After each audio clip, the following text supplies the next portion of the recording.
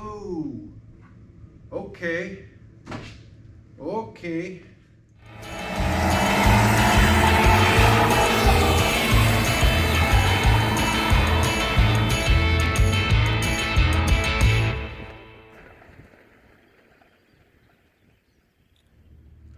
Welcome back to the channel. We are back in the shop. It's actually a nice day for once. We're sitting about 50 degrees in the doors here. So we've been sitting on the truck for a little bit here, customer rig, and we've got to pop an engine out. It's hurt. 1984 Chevy K-10 Scottsdale. Nice truck. This is not a restoration. We're not going to buff and fluff anything on this rig, but it lives on an acreage west of here a couple hours, and it needs to be reliable, and he needs this four-wheel drive every once in a while. So what happened, the story is leaked coolant out of it, overheated pretty badly, and now it's not running. We got a miss. We might have just a little bit of a knockety knock in the lower end, and it's just not happy. So right out of the gate we did compression test, and we've got on the driver's side of the Chevy V8 350, by the way, was a 305 truck. This is a crate motor that allegedly doesn't have very many miles or hours on it, but it's hurt because it got hot. But yeah, 1357 over here, 2468 over there, and yes, it leaks a ton of oil. You're getting probably this blue haze. But 5 and 7 over here are low on compression, about 50 psi compared to about 140 to 150 on the rest of the engine. So we've got an issue with these two cylinders, and when these V8s get hot, it's not uncommon.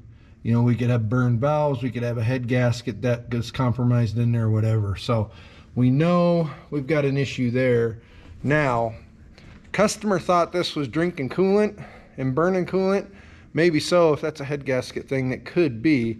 But we also determined right out of the gate that the thermostat housing was leaking a ton of coolant and making it smell like coolant. So, but regardless, it leaks a lot out of a lot of places.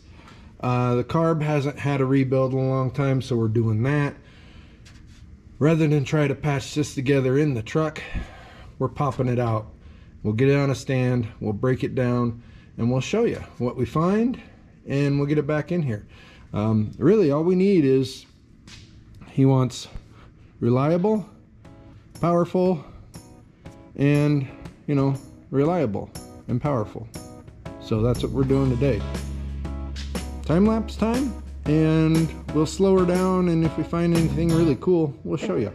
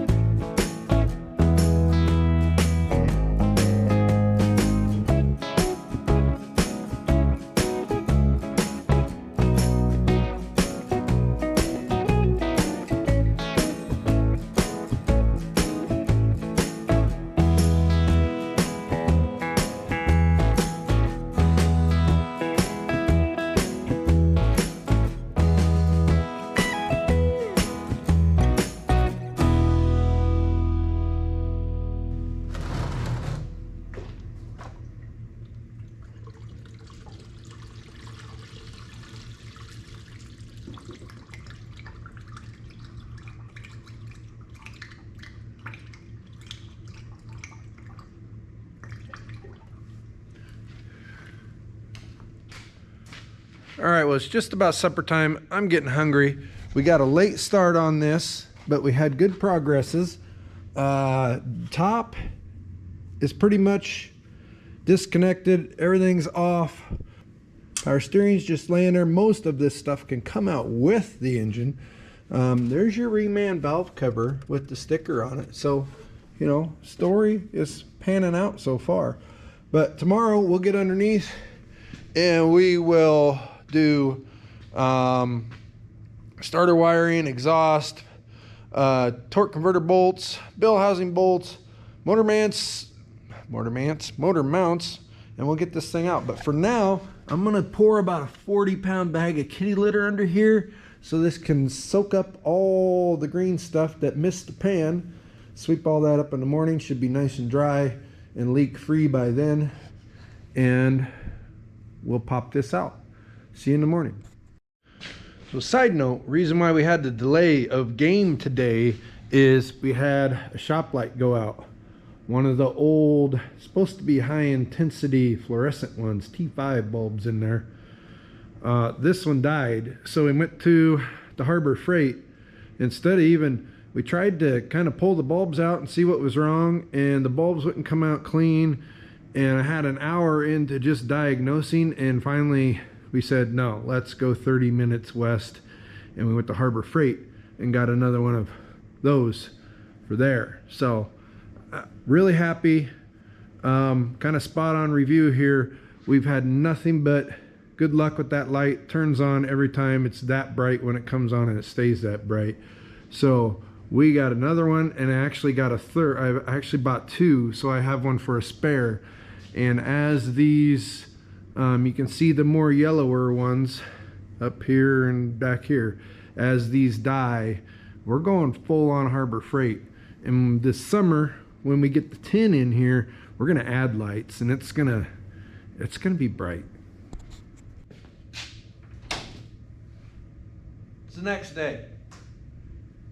Got my truck up in the air a little bit, swept up the 60 pounds of floor dry, kitty litter that put down. We got our chain on the top. Pretty much everything up here is ready to pull out. We got a crawl underneath, exhaust, torque converters, a little bit of wiring, motor mount bolts, bell housing bolts. And yeah, we'll be ready to pop this out. I don't know, might just leave the starter on it. We'll see. We can pull it off though too. We'll see. We'll probably, I don't know. We'll figure it out when we get down there. Fast forward. See you in a bit.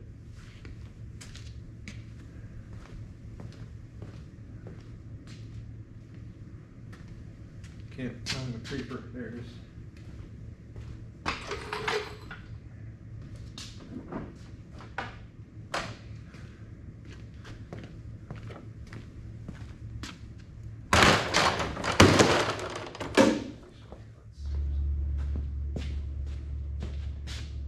Magic.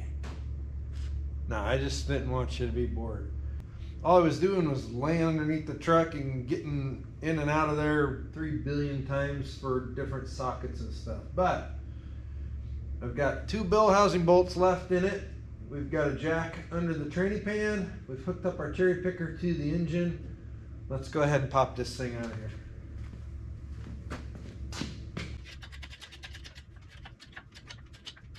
Just want to take pressure off of those last 2 bolts is all.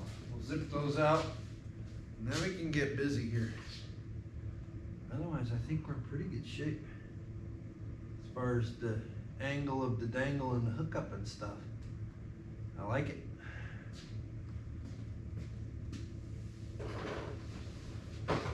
Here we go. Here's a little bit of help.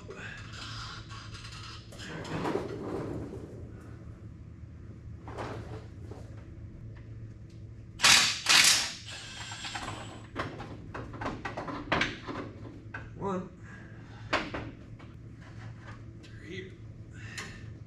Get more angle on the dingle.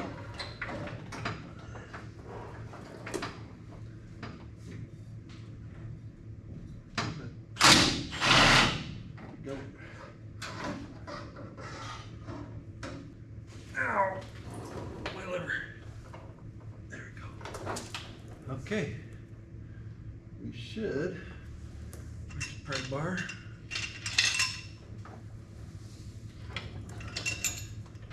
Make sure here we should be at a point where we can come apart. Yeah, we could.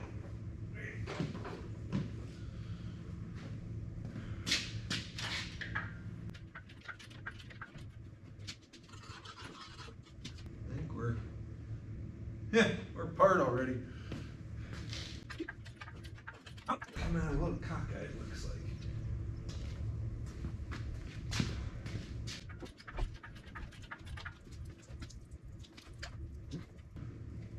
Up another. Two more. Is that all? Then we'll get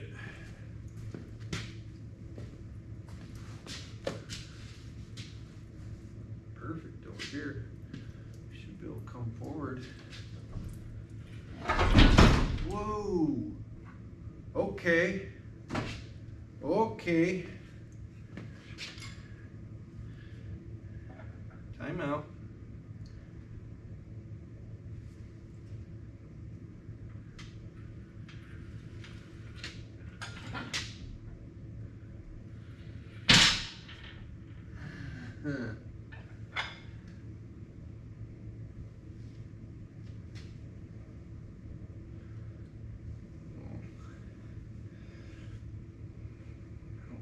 Set it all the way back down. Or can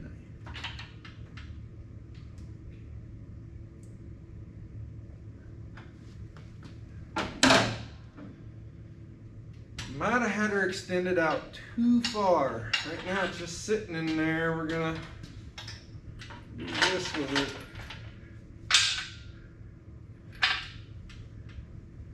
You know,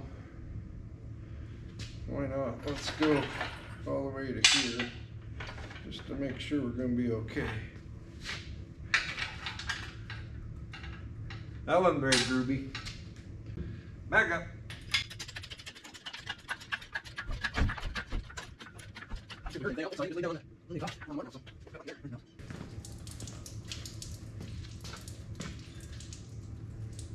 Definitely not lifting levelly.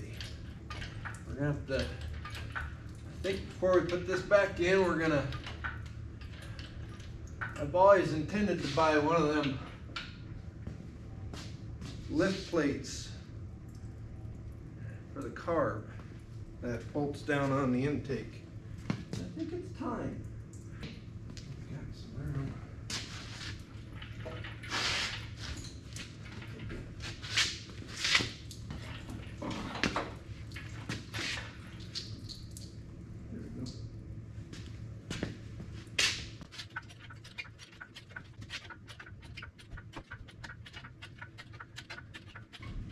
Next question is, will the cherry picker go high enough to get it out without having to lower the truck?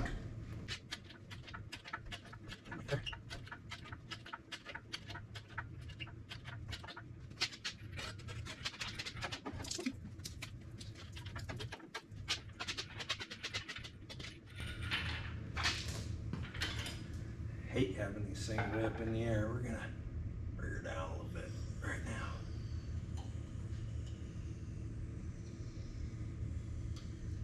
Man.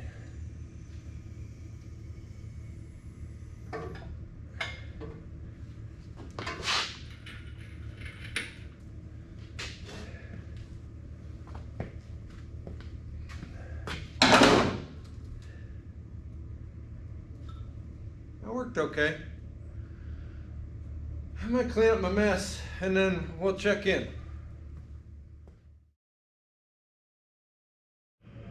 Well, here it is. On the stand, out of the truck. What we did was we took our little trailer, threw the engine on that tire, rolled the cherry picker on there, strapped everything down, took it to town, which is a few miles that way, hit the old car wash and the degreaser, and just annihilated the car wash bay.